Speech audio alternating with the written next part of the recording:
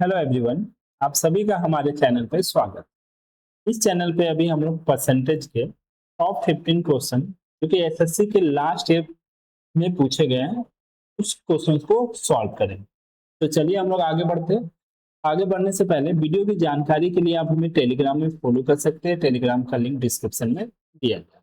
ठीक है, चलिए आज का पहला क्वेश्चन क्या है देखते हैं।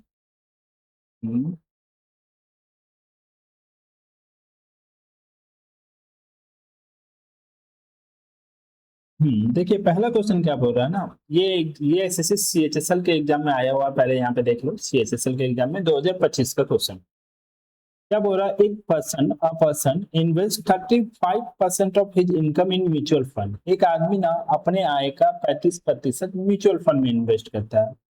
25% इन फिक्स डिपॉजिट, 25% को एफडी कर देता है and rest in recurring deposit, और बचे हुए राशि को रिकरिंग डिपॉजिट में जमा कर देता है। क्या बोला, after 2 year the mutual fund grow by 20%। 2 सालों के बाद म्यूचुअल फंड कितना प्रतिशत से बढ़ गया? 20% से। एफडी फिक्स डिपॉजिट कितना प्रतिशत से बढ़ गया? 10% से। एंड रिकरिंग डिपॉजिट कितना प्रतिशत से बढ़ गया? 15% से। Total income is rupees 1,60,000। अगर टोटल इनकम उसका 1,60,000 है तो what is the total percentage return on entire investment after 2 year. तो बोल रहा 2 सालों के बाद उसने उसे कितना प्रतिशत का रिटर्न होगा, यानी कितना प्रतिशत का फायदा होगा। चलिए सॉल्व करते हैं। देखिए यहाँ पे टोटल इन्वेस्टमेंट ना 1,60,000 दिया हुआ है, तो 1,60,000 लेने की जरूरत नहीं है। अपन नॉर्मली क्या ले लेते हैं ना, टोटल इन्वेस्टमेंट मान लेते हैं उसका 100 रुपया, अगर उसने टोटल इन्वेस्ट किया। तो अगर 100 रुपया टोटल इन्वेस्ट किया था तो उसमें से उसने क्या 35% किस पे इन्वेस्ट किया? म्यूचुअल फंड में। तो 100 का 35% क्या होगा? 35। ये म्यूचुअल फंड में उसने इन्वेस्ट किया, एमएफ लिख दिया। 25% फिक्स डिपॉजिट, 100 का ही 25% निकालते हैं तो 100 का 25 हो जाएगा। ये किस पे इन्वेस्ट कर दिया उसने? एफडी कर दिया, फिक्स डिपॉजिट। रेस्ट रेस्ट बचा हुआ राशि को उसने किस में इन्वेस्ट किया? रिकरिंग डिपॉजिट में। तो 35 प्लस 25 कितना हो गया? 60 हो गया। ठीक है, तो रिमेनिंग राशि कितना हो जाएगा आपका? 40। 40 आपने किस पे इन्वेस्ट किया था? तो रिकरिंग डिपॉजिट में इन्वेस्ट किया था। ठीक है, ये निकल गया। लेकिन क्या बोल रहा है ना, 2 सालों के बाद उसे म्यूचुअल फंड में जो इन्वेस्ट किया था 35 रुपया, उस पर उसको कितना का फायदा हो गया? तो उसको 20% का फायदा हो गया, तो प्लस 20% ले लो यहाँ पे। ठीक है, और फिक्स डिपॉजिट में कितना का फायदा हुआ? तो यहाँ पे 10% का फायदा हुआ तो प्लस 10% लिख दो। एंड रिकरिंग डिपॉजिट में कितना प्रतिशत का फायदा हुआ? तो रिकरिंग डिपॉजिट में आपको 15% का फायदा हुआ। ठीक है ना, सिंपली हम निकाल लेते हैं जो प्रॉफिट है, क्योंकि आपसे पूछा है कि ओवरऑल 2 सालों में कितना प्रतिशत का टोटल प्रॉफिट हुआ। तो 35 का 20% निकालेंगे, तो 35 का 20% निकालेंगे तो कितना हो जाएगा आपका? 7। 35 दूनी 70 हो जाएगा, जीरो जीरो कैंसिल हो जाएगा। 25 का 10% निकालेंगे तो ये प्लस में होगा, प्रॉफिट है ना। फिर 25 का 10% निकालेंगे तो कितना आएगा? 2.5। अब 40 का 15% निकालेंगे तो कितना आ जाएगा? ये 6 आ जाएगा। तीनों में प्रॉफिट हो रहा था। ठीक है ना, तो टोटल प्रॉफिट कितना हो गया? 7 प्लस 6 13, 13 प्लस 2.5 यानी 15.5 का उसको क्या हो गया? टोटल प्रॉफिट हो गया। और टोटल इन्वेस्टमेंट कितना था? 100 रुपया, और प्रॉफिट कितना हो गया? 15.5। तो यही आपका आंसर हो जाएगा, 15.5%। चूंकि परसेंटेज में पूछा है, लेकिन हम लोग 15.5% प्रॉफिट, 15.5 जो प्रॉफिट निकला है ना रुपया में, अगर इन्वेस्टमेंट 100 रुपया रहता है ना, तो जो रुपया में निकलता है ना वही परसेंटेज में भी हो जाता है। कहने का मतलब यही है कि अगर परसेंटेज प्रॉफिट हम निकालेंगे तो आप ऐसे लिखोगे, परसेंटेज प्रॉफिट इक्वल टू क्या होता है? प्रॉफिट कितना रुपया का हुआ है? 15.5 डिवाइडेड बाय टोटल इन्वेस्टमेंट कितना है? 100 इंटू क्या करेंगे? 100। तो जब 100 के रिस्पेक्ट में निकालते हैं ना, तो जो रुपया होता है वही परसेंटेज प्रॉफिट भी हो जाता है, क्योंकि 100 से तो कट जाएगा ना। तो आपको परसेंटेज में भी कितना प्रतिशत का प्रॉफिट हुआ? 15.5% का। इसीलिए आप डायरेक्ट जो रुपया में आया ना वही आपका आंसर हो जाता है 15.5। तो ये स्टेप आपको करने की जरूरत नहीं था। ठीक है, चलो समझ में आया होगा। नेक्स्ट क्वेश्चन की ओर बढ़ते हैं। अगला क्वेश्चन क्या बोल रहा है कि price of petrol shoot up by 5%। Petrol का मूल्य ना 5% से बढ़ गया। ठीक है, before the hike the price was 82 rupees per litre. यानी प्राइस ऑफ पेट्रोल बढ़ने के पहले उसका प्राइस कितना था? तो पहले उसका प्राइस था आपका 82 rupees per litre, 82 rupees per litre, यानी 1 लीटर का दाम 82 रुपया था। और प्राइस पेट्रोल का दाम पहले 82 रुपया पर लीटर था, लेकिन 5% से बढ़ गया। तो 5% से अगर इसका बढ़ गया है तो इसका 5% पहले निकाल लेते हैं। तो 82 का 5% निकालेंगे, 5 दूनी 10, 8 पंचे 40, 40, यानी 4.1 रुपीज से पेट्रोल का दाम बढ़ गया। सिंपली निकालिए। अब क्या बोल रहा, a man travel 3045 kilometre every month. एक आदमी कितना दूरी तय करता है, तो 3045 किलोमीटर आप हर एक महीना जाते हैं। ठीक है, ठीक है।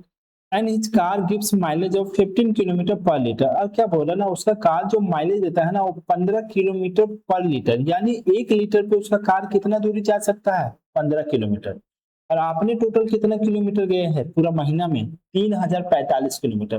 तो क्या 3045 किलोमीटर टोटल डिस्टेंस में कार का माइलेज से अगर डिवाइड कर देंगे, यानी 15 किलोमीटर पर लीटर, 1 लीटर में 15 किलोमीटर जाता है, अगर इसे डिवाइड कर देंगे तो क्या आपको पता नहीं चल जाएगा कि आपका कार टोटल पेट्रोल कितना खाया एक महीना में? क्योंकि एक महीना में जो दूरी गया है वो 3045 किलोमीटर। तो इसे इसको कट कर दिए तो 15 दूनी 30 और 15 दिया 45, यानी आपका कार ना एक महीना में 203 लीटर पेट्रोल खाया है। ठीक है ना। What is the increase in monthly expenditure? तो आपसे पूछा गया ना मंथली एक्सपेंडिचर कितना से बढ़ गया, तो पेट्रोल तो आपका जो गाड़ी है उतना ही पेट्रोल खा रहा है। पहले भी 203 लीटर खाया था, अभी भी 203 ही लीटर खा रहा है, क्योंकि दूरी तो आप उतना ही जा रहे हैं। लेकिन पेट्रोल का प्राइस कितना से बढ़ गया है, तो पेट्रोल का प्राइस आप देखेंगे तो 4.10 रुपीज से बढ़ गया है, 4.1 से। तो अगर 4.1 से बढ़ गया तो यानी 1 लीटर में 4.1 रुपीज लग रहा है, तो टोटल आपका पैसा कितना एक्स्ट्रा लगेगा, तो हम लिख सकते हैं 203 इंटू 4.1। चलिए मल्टीप्लाई कर देते हैं। 203 को पहले 4 से मल्टीप्लाई करेंगे तो 4 12, 1 4 दूनी 8, 812 हो जाएगा। फिर 203 को 0.1 से मल्टीप्लाई करेंगे, तो 0.1 से मल्टीप्लाई करते हैं ना तो एक अंक के बाद पॉइंट दे देते हैं, सिंपली जोड़ देंगे। यहाँ पे हो जाएगा 832.3 रुपीज का क्या होगा उसका, अब उसका मंथली एक्सपेंडिचर बढ़ गया। यही तो पूछा गया था, कितना मंथली एक्सपेंडिचर बढ़ गया है। तो आपका ऑप्शन नंबर क्या हो जाएगा दोस्त, आपका ऑप्शन नंबर बी हो जाएगा। क्लियर, समझ में आया? चलो नेक्स्ट क्वेश्चन की ओर बढ़ते हैं। अगला क्वेश्चन क्या बोल रहा है, क्या बोल रहा है कि the expenditure of house hold on a food, clothing and entertainment is in the ratio 2:4:4। मतलब एक हाउस है जिसमें ना एक्सपेंडिचर कर रहा है, जैसे फूड यानी खाने पे, क्लोथ कपड़े पे, और इंटरटेनमेंट पे। इन तीनों पे जो उसका खर्चा है ना, एक्सपेंडिचर है, उसका जो अनुपात दिया हुआ वो 2:4:4 चार दिया हुआ है। जैसे यहाँ लिख दे 2:4:4 दिया हुआ है। किस पे, एक तो फूड है, यहाँ एफ से डिनोट किए हैं, एक तो क्लॉथ है, यहाँ सी से डिनोट किए, और एक तो इंटरटेनमेंट है, यहाँ ई से डिनोट किए। ठीक है ना। In the coming year the cost of food expected to fall by 10%। Food का कॉस्ट क्या कर दिया गया है, 10% से गिर गया है। क्लोथ का, कपड़े का कॉस्ट क्या हो गया, बढ़ गया है 5% से। और इंटरटेनमेंट क्या क्या हो गया है ना, 15% से वो भी गिर गया है। तो what is the percentage change increase या decrease in total household expenditure? तो टोटल एक्सपेंडिचर पे अब कितना प्रभाव पड़ा, कितना इंक्रीज हुआ है या डिक्रीज हुआ है? तो सिंपल सा बात समझिए, यहाँ 2:4:4 है ना, तो हम क्या करते हैं ना, रेशियो में ना आप कुछ भी मल्टीप्लाई या डिवाइड कर सकते हैं। ठीक है ना, प्लस माइनस नहीं कर सकते। तो अगर हम सब में 100 से मल्टीप्लाई कर दे, यानी इसको 200 कर दे, इसको 400 कर दे और इसको 400 कर दे, तो कोई दिक्कत नहीं, रेशियो तो वही रहेगा 200 400 400। अब क्या करेंगे, तो क्या हुआ ना, फूड का कॉस्ट कितना बढ़ गया, फॉल हो गया, गिर गया। कितना प्रतिशत से गिर गया, 10% से गिर गया। तो -10% लिख सकते हैं। यानी 200 का 10% निकालेंगे तो 200 का 10% 20 रुपया हो जाएगा, यानी -20 रुपया घट गया। और क्लोथ का क्या हो गया, 5% से बढ़ गया है, 5% से बढ़ गया तो यानी +5% से इंक्रीज हो गया। तो 400 का 5% निकालेंगे तो यहाँ +20 रुपया हो जाएगा, 400 का 5% इतना बढ़ गया है। ठीक है ना। एंटरटेनमेंट का क्या हुआ, ये 15% से ये भी क्या हो गया, फॉल हो गया, यानी गिर गया। इंटरटेनमेंट भी आपका क्या हो गया, 15% से गिर गया। तो 15% 40, 400 का 15% निकालेंगे तो कितना हो जाएगा, -60 हो जाएगा। ठीक है।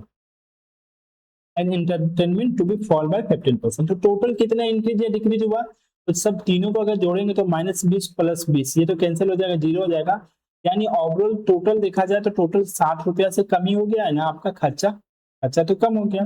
आपसे परसेंटेज में पूछा है कि कितना प्रतिशत क्या हुआ है, इंक्रीज या डिक्रीज। तो परसेंटेज क्या हुआ है यहाँ पे, डिक्रीज हुआ है। तो percentage decrease equal to decrease in value, कितना का डिक्रीज हुआ, -60, डिवाइडेड बाय, आप इनिशियल वैल्यू लिखते हैं, इनिशियल कितना था 200 प्लस 400 प्लस 400, तो 4 4 800 प्लस 200 यानी टोटल 1000 रुपया था ना जी, डिवाइडेड बाय इनिशियल वैल्यू लिखते हैं 1000 इंटू 100, यहाँ से 2 जीरो कैंसिल हो गया, यहाँ से 1 जीरो कैंसिल हो गया, यानी -6%, यानी 6% से आपका क्या हुआ, वैल्यू डिक्रीज हो गया है, जो कि ऑप्शन नंबर क्या हो गया, सी, माइनस का साइन आया, दैट मीन्स डिक्रीज होगा। क्लियर, चलिए होप आपको अच्छे से समझ में आ रहा होगा। अगर किसी भी क्वेश्चन में कोई भी डाउट हो ना, तो आप मैसेज में लिख देना, उसका रिप्लाई मैं पर्सनली दूंगा और उस क्वेश्चन को दोबारा लेकर के आऊंगा। ठीक, चलिए अगला क्वेश्चन देखते हैं। क्या बोल रहा है, the budget of a construction project is allowed to land acquisition, building material and labour. क्या बोल रहा है ना, एक कंस्ट्रक्शन प्रोजेक्ट है, इसमें जो कॉस्ट है ना, जो खर्च हो रहा है वो किस पे खर्च हो रहा है, तो आप कितना लैंड एक्वायर कर रहे हैं, लैंड जितना कितना जमीन ले रहे हैं, कितना वो जमीन में मटेरियल जो बिल्डिंग बनाने के लिए जो मटेरियल पे खर्च हो रहा है वो कितना हो रहा है, और लेबर, लेबर जो वर्कर जो काम कर रहा है उस पर कितना खर्च हो रहा है, उसका रेशियो दे दिया है, कितना दिया है, 5:3:2 दिया हुआ है। ठीक है, तो यहाँ पे लिख देते हैं शॉर्ट फॉर्म में, लैंड एक्विजिशन, ठीक है, फिर मटेरियल एम, और यहाँ पे लेबर, ठीक है ना, तीनों का रेशियो कितना दे दिया है, तो 5:3:2 दे दिया है। ठीक है ना, तो हम बोले ये रेशियो में है, तो हम क्या बोले, इसमें रेशियो में अपने मन से आप 0 0 लगा सकते हैं, 100 से मल्टीप्लाई कर दिए तो 500 300 200 लिख लिए डायरेक्ट, कोई दिक्कत नहीं है। अब क्या बोला, during the project the cost of land acquisition rose by 5%, land का क्या हो गया ना, बाद में ना प्राइस बढ़ गया, कितना प्रतिशत से बढ़ गया, तो +5% से बढ़ गया। ठीक है, and building material rose by 10%, building material का भी प्राइस बढ़ गया, कितना प्रतिशत से, 10% से बढ़ गया। ठीक है ना, and labour cost fall bye 20%, labour का कितना गिर गया, यानी माइनस हो गया, कितना प्रतिशत से, 20% से। ठीक है, what was the percentage change in total project cost, तो टोटल कॉस्ट में कितना चेंज हुआ, तो सेम टाइप का क्वेश्चन है इससे रिलेटेड, इसके पहले जो बनाए, 500 का 5% निकालेंगे तो 500 का 5% प्लस 25 हो जाएगा, ये बढ़ा है तो प्लस का साइन, 300 का 10% निकालेंगे तो 300 का 10% यहाँ 30 रुपया हो जाएगा तो +30 हो जाएगा, और 200 का 20%, 200 का 20% निकालेंगे तो कितना हो जाएगा, 40 रुपया हो जाएगा, ये माइनस में हो जाएगा।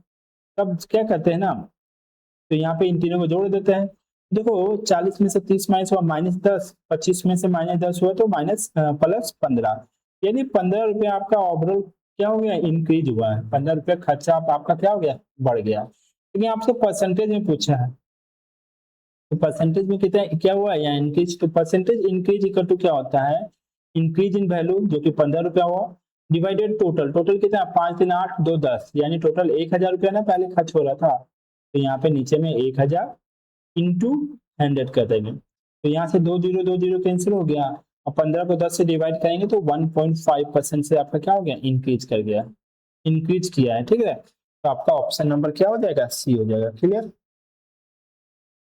कोई डाउट नहीं, सेम क्वेश्चन था, तो चलिए ये तो अच्छा था।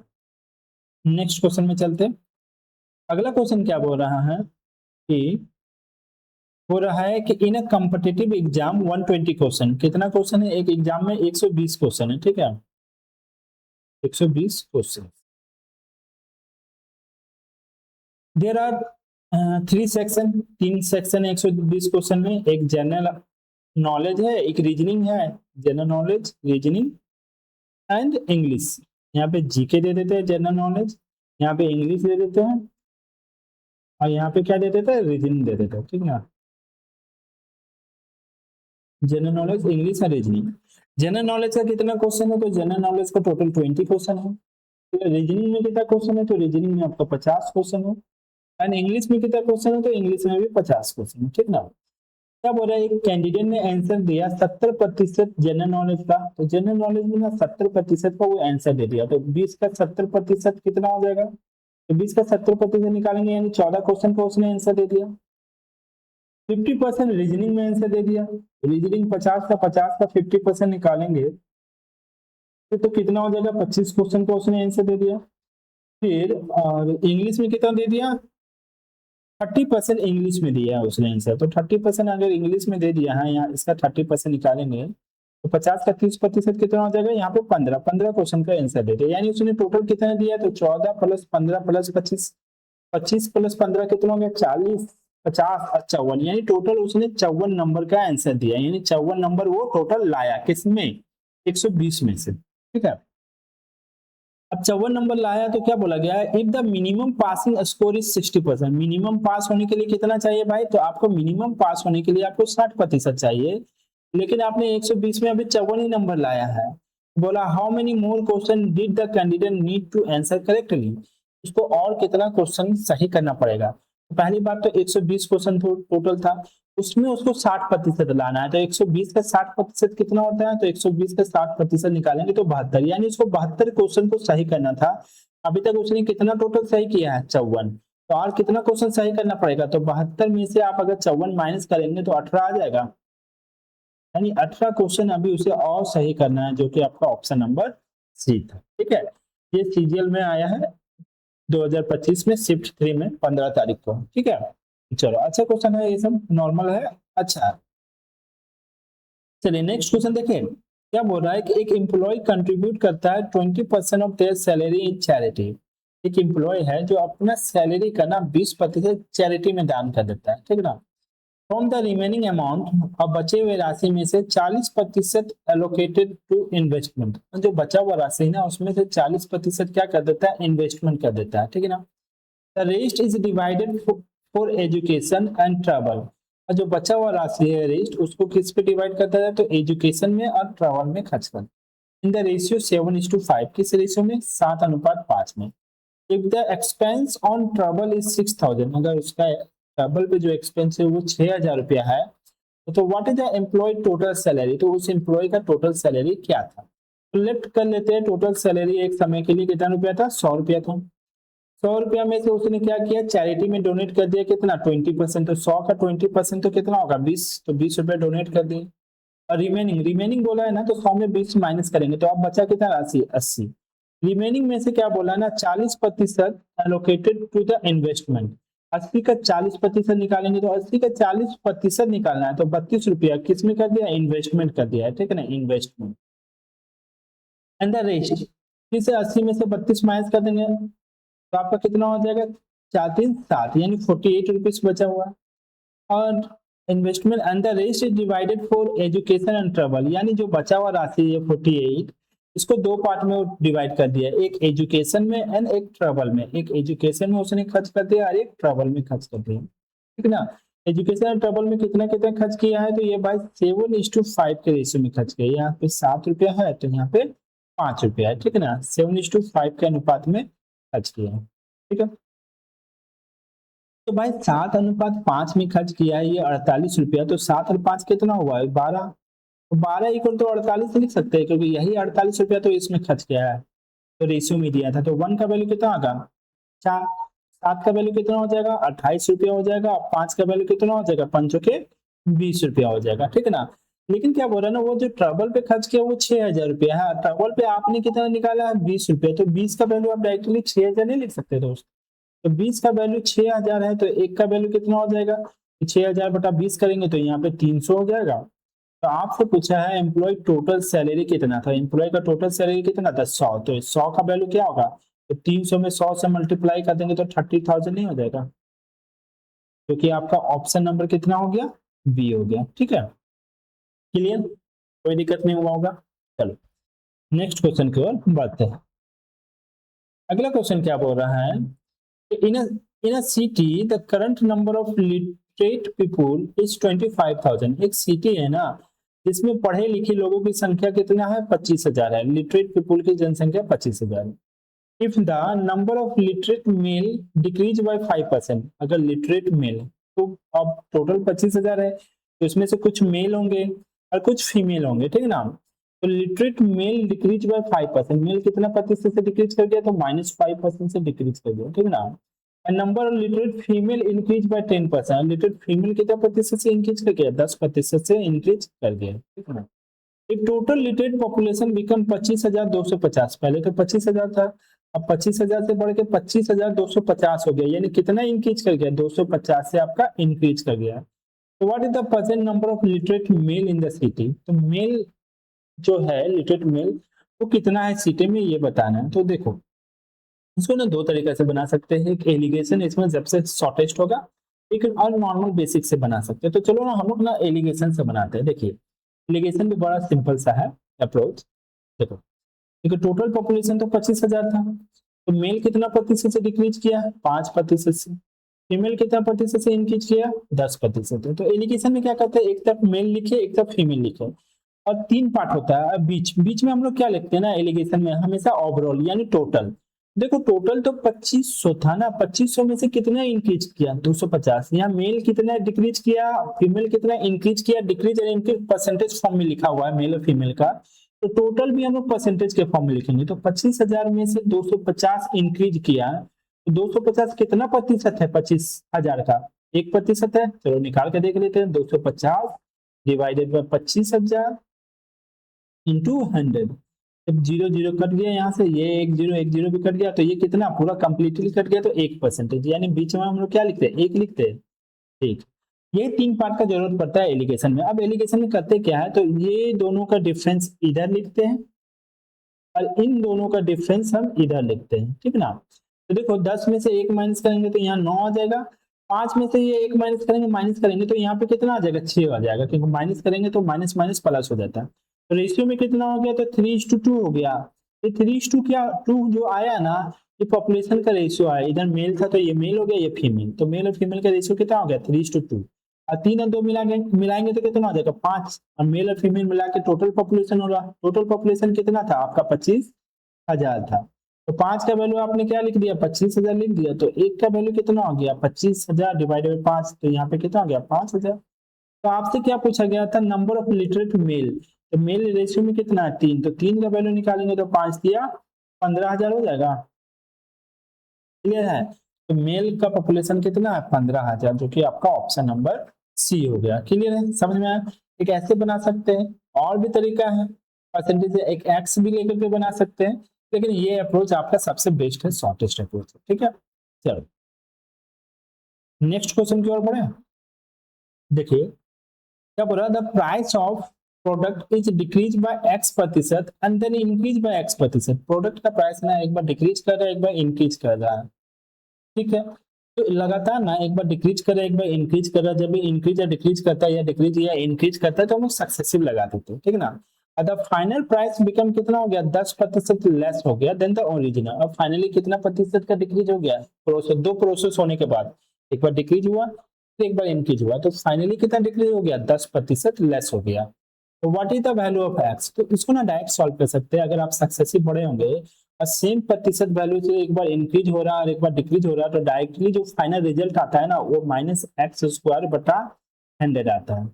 कितना प्रतिशत से डिक्रीज हो रहा है, तो x² बटा 100 का वैल्यू कितना है, 10। फाइनली तो 10% से डिक्रीज हो रहा है, तो आप डायरेक्ट क्या लिख सकते हैं, x² इक्वल टू कितना हो जाएगा, ये 100 उधर चला जाएगा तो 1000 हो जाएगा, और x² इक्वल टू 1000 है तो x का वैल्यू कितना होगा, √1000 हो गया। x का वैल्यू √1000 हो गया दोस्त, तो ये किसका क्यूब रूट है, तो आप याद होगा आपको 30 का क्यूब 900 होता है, 31 961 होता है। अब 32 1024 हो जाता है, तो 32 तो ज्यादा हो जा रहा, और 31 961, तो 31 और 32 के बीच में, तो आपका 31 और 32 के बीच में एक ही ऑप्शन है 31.6, सॉरी अरे यार, हाँ एक सेकेंड,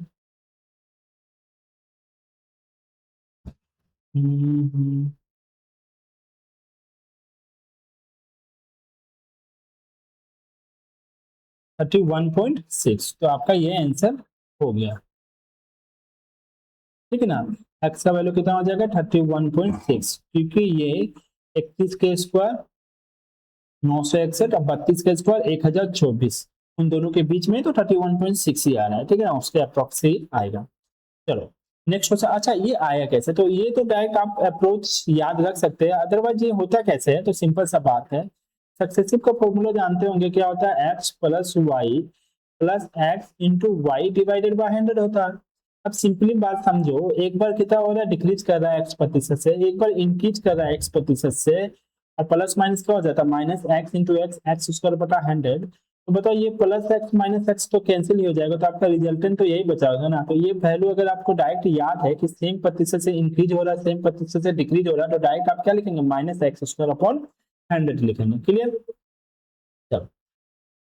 क्या बोल रहा था, प्रोडक्शन ऑफ अ बोतल रोज टू 26,000 फ्रॉम 16,000। एक बोतल का जो प्रोडक्शन है ना वो इंक्रीज कर गया, कितना 26,000 हो गया, कितना 16,000 से 2 सालों में। तो find the rate of growth per annum. तो देखिए आपका पहले तो प्रोडक्शन कितना था, 16,000 था, अब बाद में कितना हो गया, तो बाद में 26,000 हो गया। तो भाई कितना, 2 सालों में। तो 2 सालों में है ना, तो डायरेक्ट निकालने के लिए ना आप देखो स्क्वायर स्क्वायर रूट लगा सकते हैं 2 सालों का, स्क्वायर रूट लगा देंगे और यहाँ पे जो कट रहा है कट करते हैं, ठीक है ना, कट कर दिए।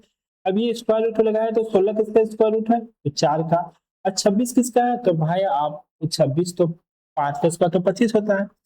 तो अब देखो आप 50 के स्क्वायर 25 होता है और 51 का स्क्वायर 2601 होता है, इसका निकालेंगे ना तो ये 5.1 होगा। 5.1 का स्क्वायर, ठीक है नहीं, 5.1। 50 का स्क्वायर 2500 होता है, 51 का स्क्वायर 2601 होता है, 2601 होता है। लेकिन 5.1 का स्क्वायर निकालेंगे तो 26.01, इतना क्लोज हम लोग लिए हैं, यानी 26.01 का वैल्यू होता है 5.1, ठीक है ना। तो 5.1 लिए। तो पहले देखो, पहले 4 था प्रोडक्शन, अब 4 से कितना हो गया 5.1, इतना से इंक्रीज कर गया, तो 1.1 से इंक्रीज कर गया। तो परसेंटेज में कितना इंक्रीज किया, यही आपसे पूछा गया है कि किस रेट से ग्रोथ कर रहा है। तो 1.1 ग्रोथ किया किससे, 4 से, इंटू आप क्या कर देंगे 100 कर देंगे। तो 4 से ये कट गया 25 बार में, और सॉरी यहाँ 1.1 है, यहाँ से 25 बार में हो गया। 25 को 11 से मल्टीप्लाई करेंगे तो ये 5 7 2 और 27.5%। तो 27.5% आपका ऑप्शन नंबर क्या हो जाएगा, डी हो जाएगा, क्योंकि हमने एकदम क्लोजेस्ट लिया था। और 27.47% को भी क्या लिख सकते हैं, 27.5% लिख सकते हैं, ठीक है ना, सबसे क्लोज है। ठीक है, चलो समझ में आया। अब इसका बेसिक भी हम बता देते हैं थोड़ा सा, ठीक है ना, वो तो डायरेक्ट है। जैसे मान लीजिए इनिशियली आपका तो 16,000 था दोस्त, ये 16,000 था, तो किस रेट से ग्रोथ कर रहा है यही तो आपको निकालना था। तो 1 प्लस रेट ऑफ इंटरेस्ट को r बटा 100 लिख देते हैं। और ये कितना साल तक चला, 2 सालों तक, इक्वल टू लास्टली कितना हो गया आपका 26,000 हो गया, ठीक ना। तो जब आप इसको सॉल्व करोगे ना तो 16,000 को इक्वल टू को उधर भेज देंगे, तो ऐसे लिख सकते हो 1 प्लस r बटा 100, और 16,000 को उधर भेज दिए हैं तो यहाँ पे हो जाएगा 26,000 डिवाइडेड बाय 16,000। लेकिन एक चीज और समझो, ये स्क्वायर था ना, स्क्वायर को भी इधर भेज देंगे तो ये रूट में लग जाएगा, ये 16,000 26,000 कट गया, तो 16 को तो हम लोग 4 लिख सकते हैं। 26 का स्क्वायर रूट कितना होता है 5.1। अब देखो 1 प्लस r बटा 100, ये 1 को इधर भेजेंगे ना तो r बटा 100 का वैल्यू जो हो जाएगा ना दोस्त, वो 5.1 डिवाइडेड बाय 4, और 1 इधर आएगा तो माइनस हो जाएगा 1। तो जब इसको माइनस करके लिखिएगा तो यहाँ पे होगा 1.1 डिवाइडेड बाय 4। अब सिर्फ r जब निकालना रहेगा तो ये 100 भी इधर आ जाएगा और 100 यहाँ मल्टीप्लाई हो जाएगा, तो आपका वैल्यू हो जाएगा 27.5%। क्योंकि आप इतना ना करके डायरेक्ट, आपको जब ये पता है तो डायरेक्टली आप ऐसे सोल्व करेंगे, फिर लास्टली रूट निकल जाएगा, वैल्यू निकल जाएगा, और आपसे किस रेट से ग्रोथ हुआ है डिफरेंस निकाल के आप डायरेक्टली वैल्यू निकाल सकते हैं। तो ये अप्रोच ज्यादा बेटर है, ठीक है। चलो नेक्स्ट बोलते हैं, कहते हैं, बोला ए सैलरी इज 40% मोर देन 20, ठीक ना। ए का जो आय है ना वो 20 से 40% ज्यादा है। 20 सैलरी इज इंक्रीज बाय 20%, अच्छा, and A increase by x प्रतिशत। बी का सैलरी 20% से इंक्रीज कर गया और ए का एक्स प्रतिशत है। Then A new salary become 25% more than B new salary. तो ए का जो नया सैलरी है ना वो 25% ज्यादा है बी के नए सैलरी। तो what is the value of x आपसे पूछा गया है। तो चलो सॉल्व करते हैं, एक तरफ ए लिख लेते हैं, एक तरफ बी लिख लेते हैं, ठीक है ना। पूरा A salary is 40% more than the B salary. तो 40% का वैल्यू कितना होता है, तो 40% को अगर कट करके लिखेंगे तो 2/5 लिख सकते हैं। यानी बी का सैलरी 5 है तो ए का सैलरी ज्यादा है ना, तो ज्यादा के केस में ऐड कर देते हैं, तो ये 7 हो गया। लेकिन इनकम है ना, तो रेशियो में तो इसको 500 इसको 700 लिख दे, तो फर्क पड़ेगा नहीं पड़ेगा। चलिए रेशियो में हमने इतना ले लिया। अब बोला बी का सैलरी इंक्रीज कर गया 20% से, तो 500 था, 500 को 20% से अगर इंक्रीज कर देंगे तो 500 का 20% 100 होता है, यानी 100 रुपया से बढ़ गया, यानी अब इसका सैलरी कितना हो गया 600 रुपया हो गया। और ए का सैलरी इंक्रीज कर गया x प्रतिशत से, तो x का वैल्यू तो हमको निकालना है, अभी हमको नहीं मालूम, ये x प्रतिशत से इंक्रीज कर दिया। तो बोला ए का जो न्यू सैलरी है ना वो 25% मोर देन 20 न्यू सैलरी है, यानी बी का जो 600 आया ना इससे 25% ज्यादा है। 25% ज्यादा है तो कैसे लिखते हैं, 125/100 लिखते हैं, जीरो जीरो कट गया, 6 को 125 से मल्टीप्लाई करेंगे तो 600 प्लस 150 यानी 750। 750 रुपये किसका सैलरी निकल गया, ए का भी निकल गया। तो अब आपसे पूछा गया था कि ए का सैलरी कितना ज्यादा है बी के सैलरी से, ये पूछा गया था ना, नहीं सॉरी, ए का सैलरी कितना प्रतिशत से इंक्रीज हो गया था, एक्स प्रतिशत से जो इंक्रीज हुआ था वही निकालना ना। तो ए का सैलरी 700 से 750 हो गया, यानी कितना इंक्रीज हुआ, 50 इंक्रीज हुआ ना। तो परसेंटेज में कितना इंक्रीज हुआ, तो परसेंटेज इंक्रीज इक्वल टू हम लोग लिखते हैं इंक्रीज इन वैल्यू जो कि 50 से हुआ था, डिवाइडेड बाय इनिशियली कितना था 700 था ना, 700 इंटू 100 कर सकते हैं, परसेंटेज निकालते तो 7 से कट करेंगे, 7 7 49, 1 50, 7.14%, 7.14%, क्लियर, जो कि आपका ऑप्शन नंबर क्या हो गया, ए हो गया। ठीक है, चलिए नेक्स्ट क्वेश्चन क्यों, चलो अगला क्वेश्चन देखते हैं। क्या बोला, एक landlord bought a flat for ₹8 lakh. एक लैंडलॉर्ड ने ना एक फ्लैट खरीदा, कितना लाख रुपया में, तो 8 लाख रुपया में, ठीक ना, 1 2 3 4 5, ठीक ना। अब बोल रहा ना उसको ना 9% एनुअल रिटर्न चाहिए ऑन हिज इन्वेस्टमेंट, ठीक ना, after paying 2000 per month for maintenance, what should be the monthly rent. देखो आपने 8 लाख रुपया का फ्लैट खरीदा, ठीक है, और ना आपने 2000 रुपया ना फ्लैट पे पर मंथ ना खर्चा भी कर रहे हैं मेंटेनेंस पे, ठीक ना, मेंटेनेंस पे खर्च कर रहे हैं। और उसके अलावा आपको ना जो वहां पे रेंटर लोग है उससे आपको 9% का रिटर्न चाहिए टोटल, आपका खर्चा मिला करके आपको 9% रिटर्न चाहिए। तो सिंपल सा बात है, 8 लाख रुपया को फ्लैट है और 9% रिटर्न चाहिए, तो 8 लाख का 9% निकालेंगे, 9% निकालेंगे, जीरो जीरो कट जाएगा, तो 8 9 72, यानी टोटल आपको एक साल में कितना चाहिए, 72,000 चाहिए, दो जीरो कैंसिल हो जाएगा। ये 72,000 रुपया तो नॉर्मली चाहिए चाहिए, लेकिन आपसे मंथली में पूछा है, जब आपसे मंथली पूछा है तो 72,000 तो एनुअली है ना, उसको 12 से पहले डिवाइड कर देते हो तो 12 छक 72, यानी 6,000 रुपया आपको मंथली तो चाहिए ही चाहिए, ठीक है ना। लेकिन आपका 2,000 रुपया एक्स्ट्रा भी तो खर्च कर रहे हैं ना आप, जो मेंटेनेंस में खर्च कर रहे हैं, तो वो भी 2,000 वापस आएगा, तब तो कंप्लीटली 9% होगा ना। तो 6,000 प्लस 2,000, यानी आपको जो मंथली में जो पैसा चाहिए ना वो 8,000 रुपया चाहिए, तभी आपका टोटल 9% कंप्लीट होगा, ठीक है ना। तो आपका ऑप्शन नंबर क्या हो गया, सी हो गया। क्लियर, समझ में आया। 8 लाख का फ्लैट था, आपको 9% का रिटर्न चाहिए, ठीक है, जिसमें से आप 2,000 खर्च कर रहे हैं, यानी वो 2,000 तो होना ही चाहिए आपके पास, और साथ ही साथ 9% का रिटर्न भी चाहिए। तो 2,000 लास्टली हमने ऐड कर दिया और बाकी ओवरऑल 8 लाख का 9% निकाल दिया। क्योंकि मंथली पूछा था तो आपने 12 से डिवाइड कर देंगे, ठीक है ना, क्योंकि ये एनुअल रिटर्न दिया हुआ था, तो 12 से इसीलिए डिवाइड किए। चलो नेक्स्ट क्वेश्चन देखते हैं।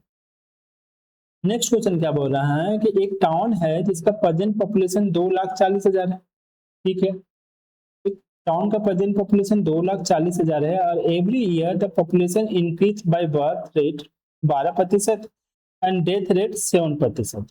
Find the population of town at the end of 3 year. देखो ना एक टाउन में जो पॉपुलेशन है वो तो 2,40,000 है, ठीक है ना, ये तो समझ में आया आपको।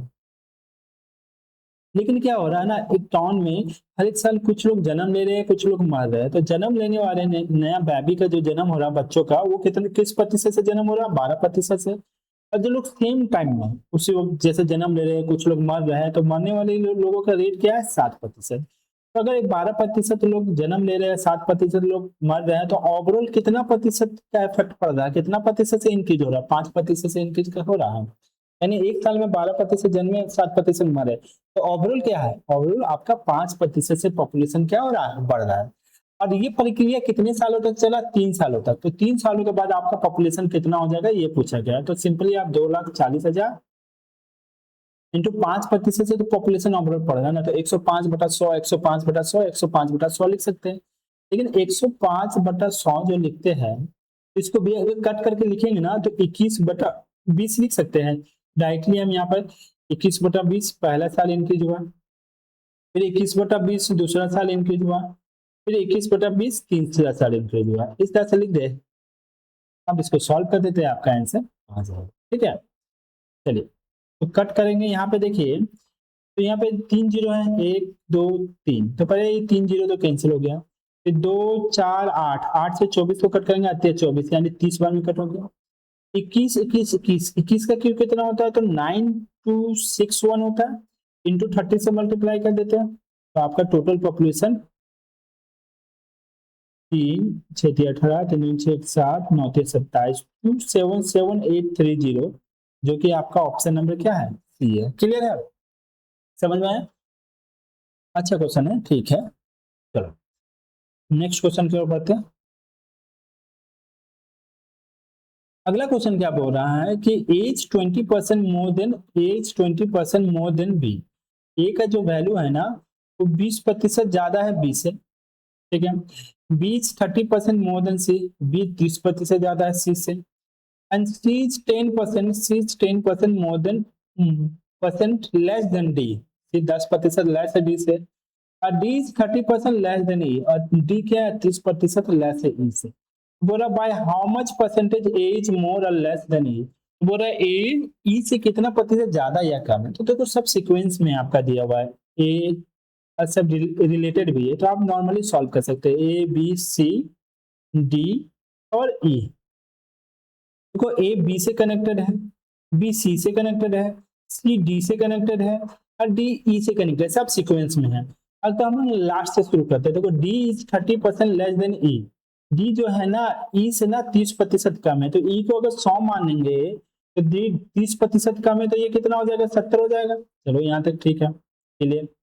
उसके बाद बोला है कि सी इज 10% लेस देन डी, जो सी है ना डी से 10% कम है, तो इसका 10% निकालेंगे 7, और 70 में 7 माइनस कर देंगे तो यहाँ पे 63 हो जाएगा। चलो सी भी निकल गया, डी हाँ हो गया, C is 10% less than D, B is 30% more than C. अब बी क्या बोल रहा है, 30% ज्यादा है सी से, सी तो 63 था, 30% ज्यादा है तो इसका 30% निकाल के जोड़ देते हैं सिंपली।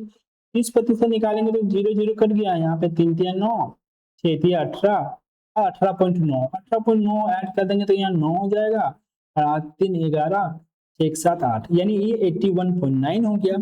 अब क्या बोल रहा है, एज 20% मोर देन बी, ए जो है ना बी से क्या है, 20% क्या है, ज्यादा है। सिंपली यहाँ पे 81.9 20% इसका निकालते हैं, यानी 20/100 करते हैं।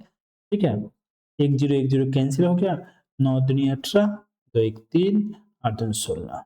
ठीक है, एक अंक और एक अंक, 2 अंक के बाद पॉइंट देते थे, यानी 16.38 इसमें ऐड कर देते हैं। तो 16.38 ऐड करेंगे तो यहाँ 8 हो जाएगा, 9 3 11 हो जाएगा, 7 7 14 1 15, 1 2 3। ठीक है, यहाँ पे 8 हो गया, 9 3 12, सॉरी इसे लिख देते हैं, यहाँ पे पेन का कलर चेंज कर देते हैं पहले। चलो जोड़ देंगे तो यहाँ पे कितना होगा, 81.9 में 16.38 को जोड़ते हैं, तो यहाँ पे 8 हो गया, 9 3 12, तो 1 कैरी किया, 6 7 7 7 14 1 15 5। अरे यार हम 18.9 में जोड़ दे रहे हैं बार बार, रुक जाओ फिर से मिटा देते हैं।